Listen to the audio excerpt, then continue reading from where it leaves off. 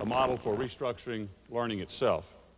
We're moving rapidly into an information age in which the quality of its human resources will determine a nation's success or failure. In an information age, society's single most important function becomes the development of its human resources. And I believe that this will have a profound effect on how we educate our children and how we educate and re-educate our workers at all levels in our society. I'd like to talk to you about a vision. And this is a vision of how technology will be used in teaching and learning as we go down the road into the last decade of this century. It also requires a kind of restructuring, but it is more mental restructuring. It's a new way of thinking about knowledge itself and how knowledge will be structured as we move on towards the 21st century. It seems to me that motivation is the single most important element in learning. And motivation is a key problem for today's teachers as they deal with today's children.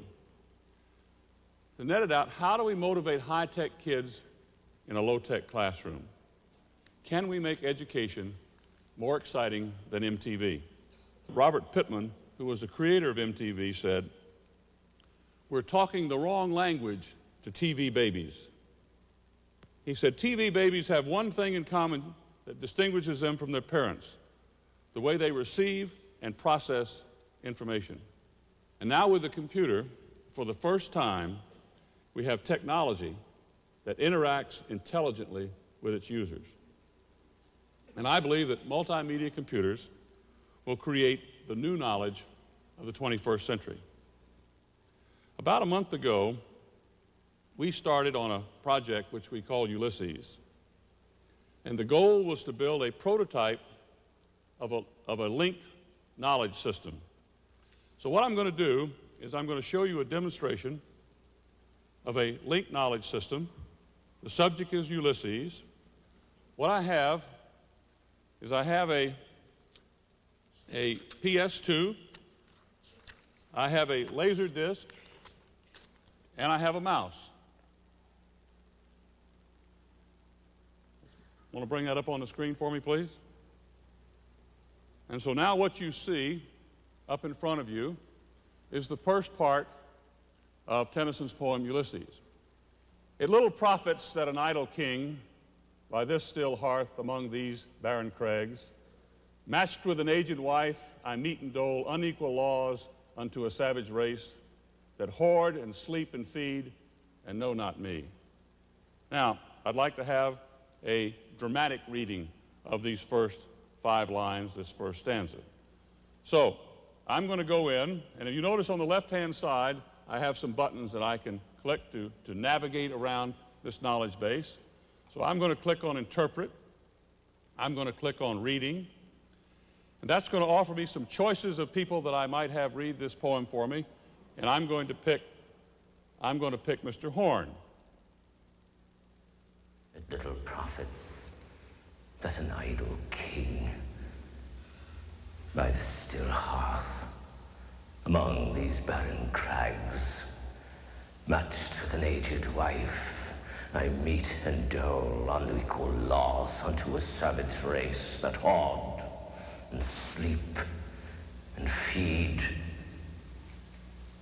and know not me.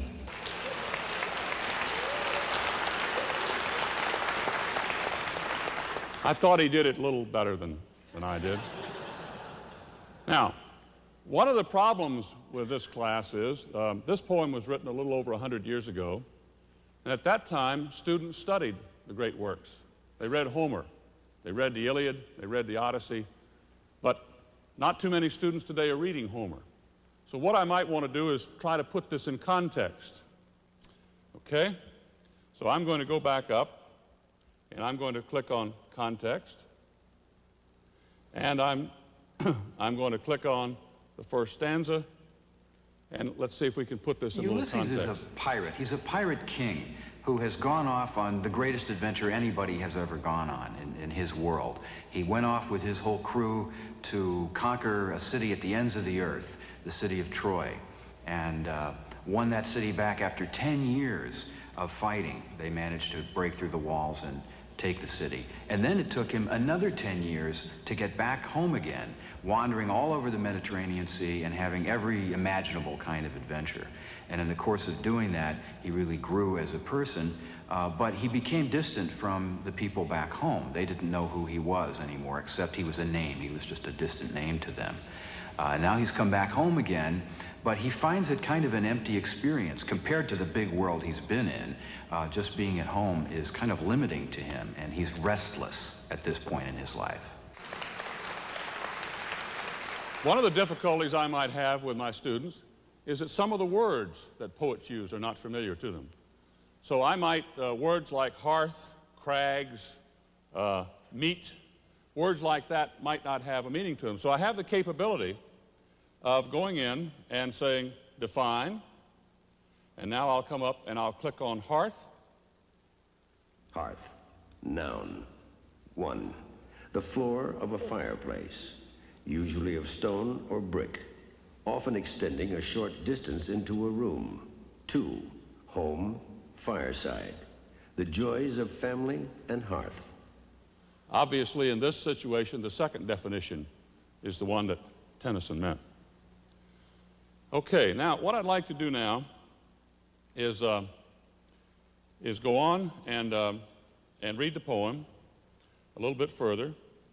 So I'm going to get rid of some of this stuff, get it out of the way. And I'm going to bring it down a little bit. And now I'm going to carry on with the poem. I'm going to hit interpret, reading.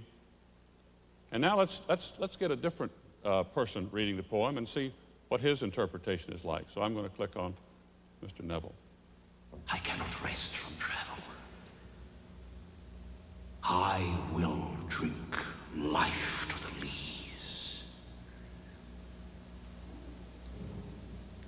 All times I have enjoyed greatly, have suffered greatly, both with those that loved me and alone. On shore, and when through scudding drifts the rainy Hyades vex the dim sea. I am become a name, for always roaming with a hungry heart, much have I seen and known. Cities of men and manners, climates, councils, governments, myself not least, but honored of them all. And drunk delight of battle with my peers, far on the ringing plains of windy Troy. Now, depending upon how words are enunciated, we can get quite different meanings. Let me show you what I mean. I'm going to move it down a little bit further. Let's take these first 4 words, this is my son, and let's have them read with a different connotation. For example, I'm going to go up and click on this is my son. I'm going to illuminate that. And then I'm going to hit interpret. And then I'm going to hit seeing. And then I'm going to come down and I'm going to hit reveal. Now, I have a choice. I'll have him read it with disdain. Then I'll have him read it with pride about his son, and maybe even envy. So let's look at the first. I'll come down and I'll click on disdain. And I'll ask him to put that in his voice. This is my son. Some of you may have felt that from time to time.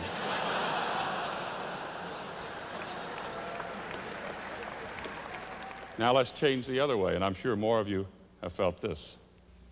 This is my son. Okay, now I'm going to scroll down further,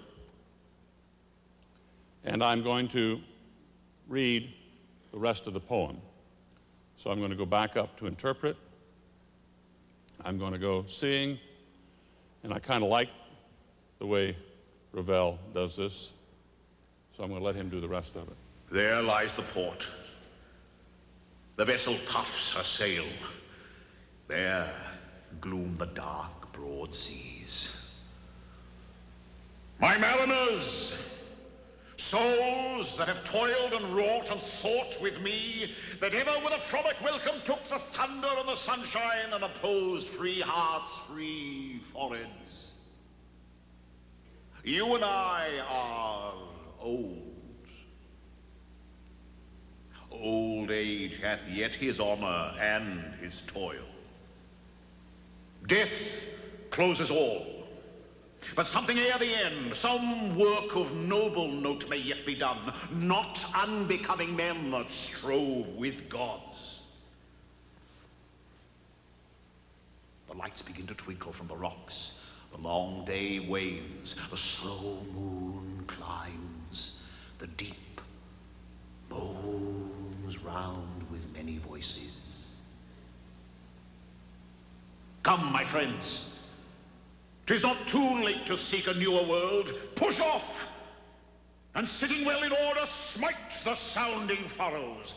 For my purpose holds to sail beyond the sunset and the bars of all the western stars until I die. It may be that the gulfs will wash us down. It may be we shall touch the happy isles and see the great Achilles whom we knew. Though much is taken, much abides. And though we are not now that strength which in old days moved earth and heaven, that which we are. One equal temper of heroic hearts, made weak by time and fate, but strong in will to strive, to seek, to find. And not to yield.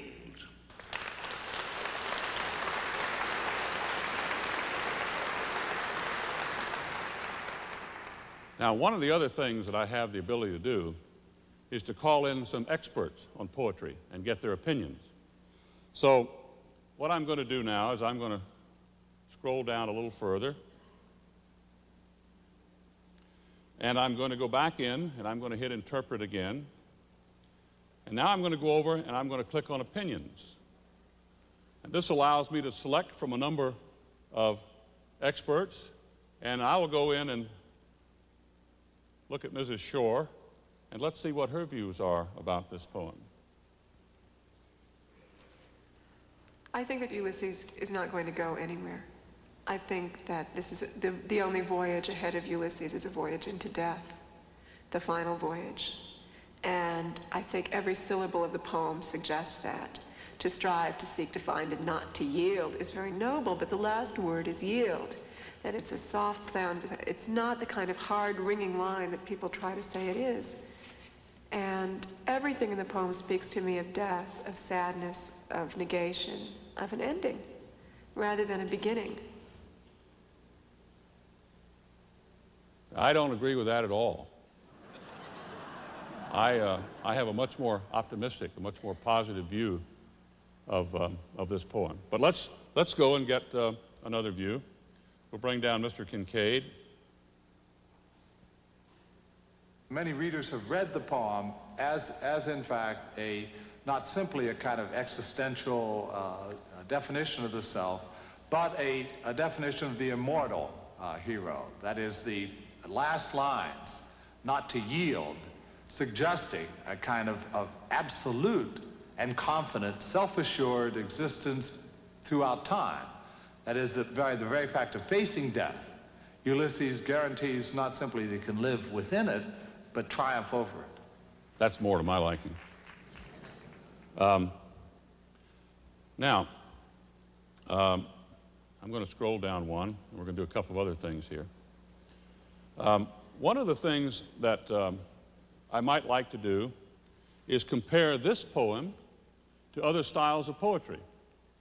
So I can go up now, and I'm going to hit the Explore button, and I'm going to go up and hit Poetry, and then I'm going to compare some styles of poetry, and now I can, as I've moved down through levels of knowledge, I can compare to epic, sonnets, limericks, haiku, rap, free verse, etc.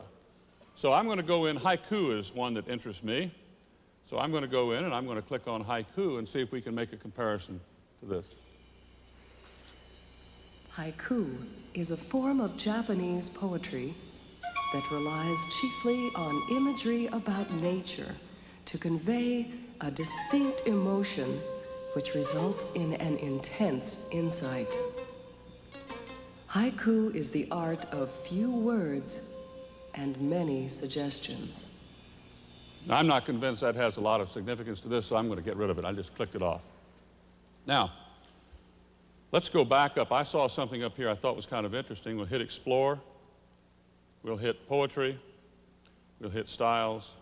And I'll come back and say, what is this rap thing all about? I never thought of rap as poetry. When rappers get defiant, I ain't scared, I'm prepared. Within my realm, no souls are spared. Don't try to read me, you'll be baffled. Before you test me, you best be careful, cause you have no idea where I'm coming from. I be dropping rhymes on drum. Poetry is rap and rap is poetry. You're trying to tell people what you've been through, how you are, what you've seen, how you react to different situations, and that's what it is. Rap was built on competition, you know, rappers going up against each other. I mean, that's why we did it in the first place, to stop the killing, to stop the fighting against each other. Let's go, you know, battle with lyrics, and we see who's got a better song, whose lyrics are better, are more tricky.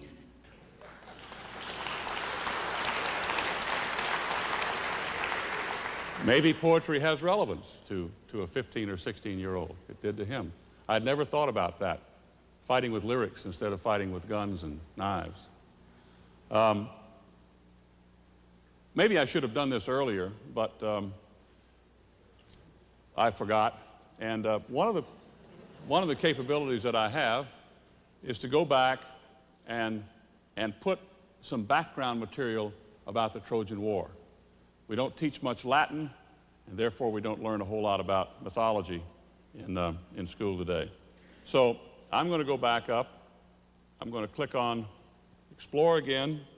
This time I'm going to go over and click on Ulysses, and I'm going to click on the Trojan War and see if we can get some background information on the Trojan War.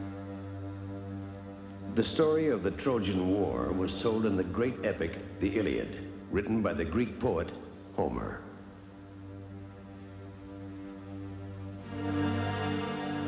It is a tale of love and war. Long ago, a prince of Troy, Paris, eloped with a Greek queen, Helen, the most beautiful woman in the world. He took her back to Troy, a city by the Dardanelles, in what is now Turkey, where his father Priam was king. The Greeks followed with 1,000 ships to take revenge.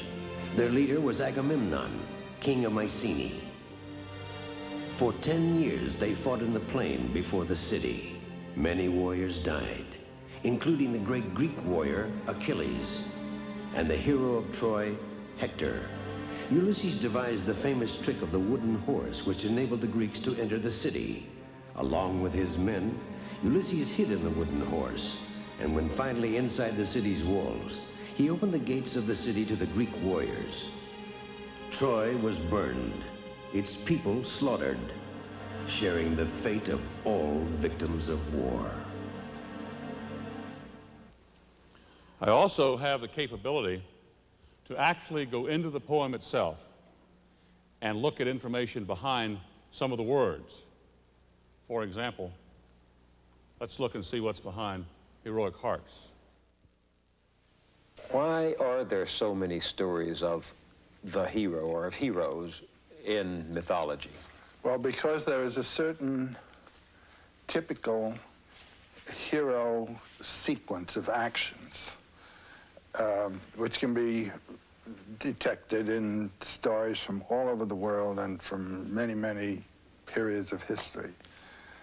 And I think it's essentially, you might say, the one deed done by many, many different people. In his book, Campbell outlined his idea of the hero's journey that he had seen repeated in cultures throughout the world. He saw the hero as the personification of a culture's mythology. Traditionally, the hero might be a warrior, the ideal of strength and courage.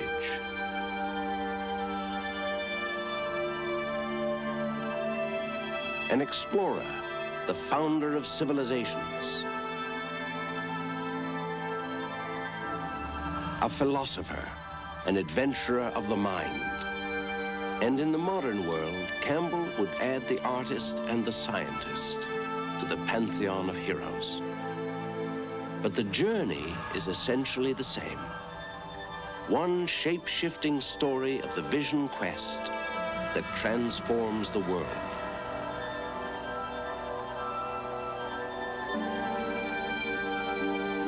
Whether it is Odysseus, King Arthur, or Luke Skywalker, the hero is the one who responds to the call to adventure.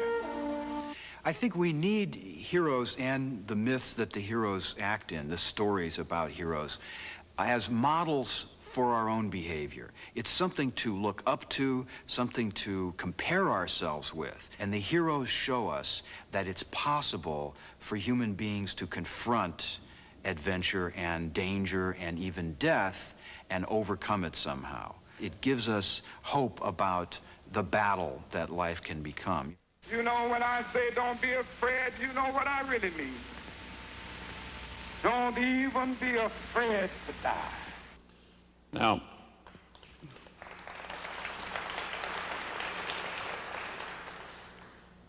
one of the things that we need to understand about art, and particularly about poetry, I think, is does it have any relevance to today? Does this poem have any meaning to our current 20th century society?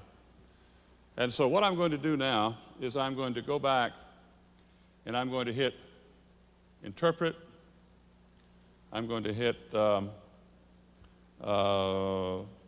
opinions, and then I'm going to come down and show you a piece where Kincaid and Shore are juxtaposed that I think will throw some light on this subject.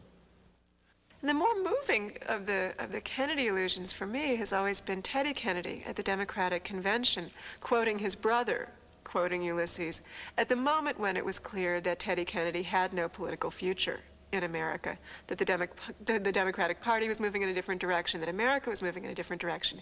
And he quoted incredibly movingly, I mean, people were in tears in the audience, to strive, to seek, to find, and not to yield. And here was this political warrior, this old guy looking pudgy and battered and beautiful, I mean, he looked beautiful, saying, I will not yield, at the moment when he was about to not get the Democratic nomination. And I think that what Kennedy captured was that poignant ambivalence of this poem. Long after this convention, long after the signs come down and the crowd stop cheering and the band stop playing, may it be said of our campaign that we kept the faith. May it be said of our party in 1980 that we found our faith again. And may it be said of us both in dark passages and in bright days. In the words of Tennyson that my brothers quoted and loved, and that have special meaning for me now, I am a part of all that I have met. Too much is taken, much abides. That which we are, we are. One equal temper of heroic hearts, strong in will to strive, to seek, to find, and not to yield. For me, a few hours ago, this campaign came to an end. For all those whose cares have been our concern, the work goes on, the cause endures, the hope still lives, and the dream shall never die.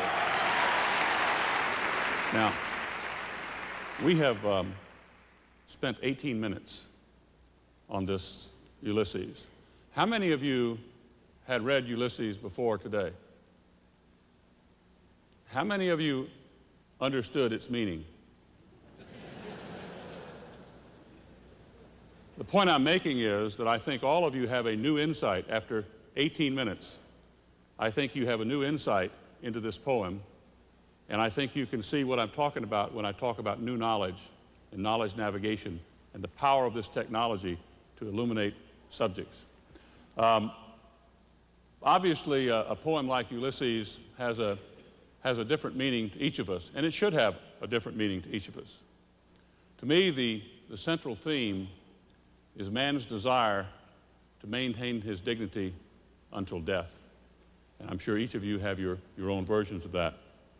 Now, what I'd like to do now, I've got to get back to a little bit different place. Let me see if I can do that. I'm going to go back up to explore. What I hope is going to come up now is a synopsis that will put this whole poem, Ulysses, into a perspective.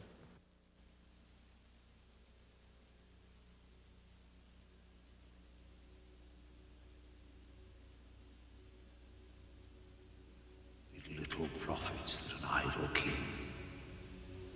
by this still hearth,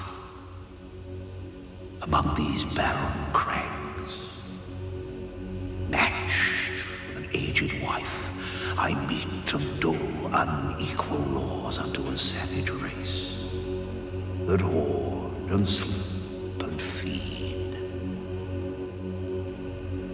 and know not me.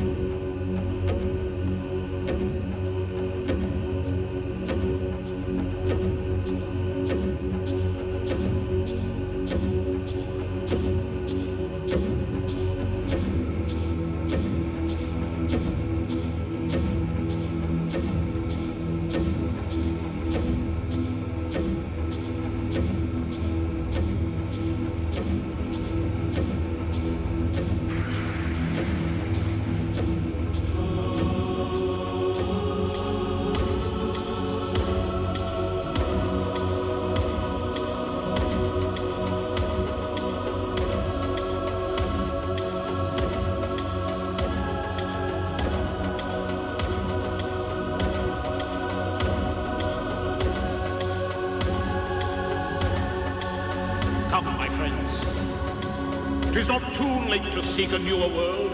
Push off! And sitting well in order, smite the sounding furrows. For my purpose holds to sail beyond the sunset of the bars of all the western stars until I die.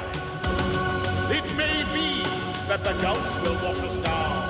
It may be we shall touch the happy isles and see the great Achilles who be.